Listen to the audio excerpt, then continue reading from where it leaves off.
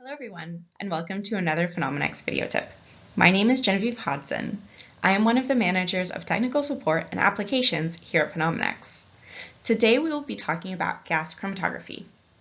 Today's customer question is, do I really need to keep trimming my GC column? How much could it really help? Although it might not seem like a troubleshooting question, there are many reasons behind why we trim our columns and what it can do to help fix your chromatography. Let's take a look together. I'll be covering 8 main reasons why trimming your GC column can help, and hopefully by the end of this video, you will understand its importance. Since our tip is centered around troubleshooting, I'll frame the questions as symptoms you might see in your chromatography. The first symptom is baseline bleed, noise, ghost peaks, and poor peak shape. This is column contamination.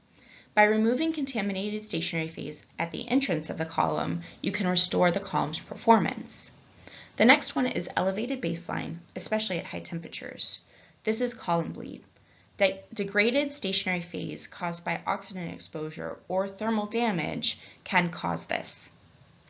Peaks appearing when no sample is injected, or ghost peaks. These are residual sample or contamination trapped at the beginning of the column. Then there is asymmetrical peaks with long tails, or peak tailing. This is caused by damage or contaminated portions of the column that cause absorption or poor flow dynamics.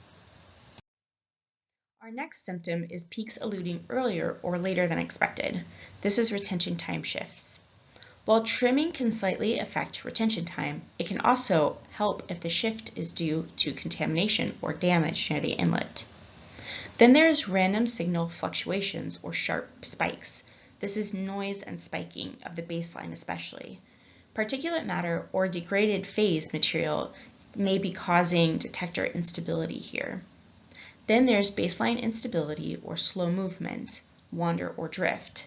By removing contamination or oxidized portions of the column, it can help stabilize the baseline. And finally, general degradation in resolution or sensitivity of the method, or performance loss. By trimming the column, you can rejuvenate the column by removing the most exposed and often damaged sections. So how do we trim the column? Trimming the column is quite simple. The capillary column has an external layer of polyamide coating that protects the fragile but flexible fused silica tubing. So to cut the column, you will first need to score or mark this polyamide layer. This is done by using a ceramic wafer.